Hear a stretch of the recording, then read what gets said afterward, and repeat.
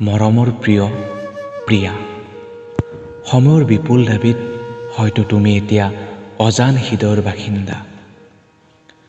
দূৰণিবতীয়া বতাহে উপহাৰ দিয়া এমনা শব্দ এতিয়াও হৃদয়ৰ গোপন কোণত সযতনে ৰাখিছোঁ। সময়ৰ ঠিকনা বুজি কম বুলি ভাবি থাকোঁতে কোৱাই নহ'ল কথাবোৰ।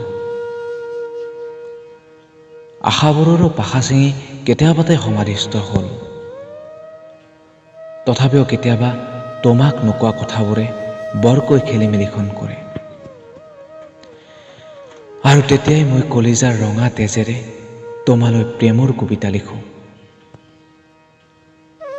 এতিয়া তুমি অতীত, সময় অতীত, কিন্তু সেই মধুৰ স্মৃতিবোৰক মই কেতিয়াও অতীত হ'বলৈ দিয়া নাই। নিলিখোঁ বুলি ভাবি থাকিলেও নিলিখাকৈ থাকিব নোৱাৰোঁ। এয়া যে হৃদয়ৰ বিপুল আহ্বান, শেষত কুশলে থাকা তুমি মোৰ মৰমৰ প্ৰিয়া। ইতি তোমাৰ মৰমৰ ...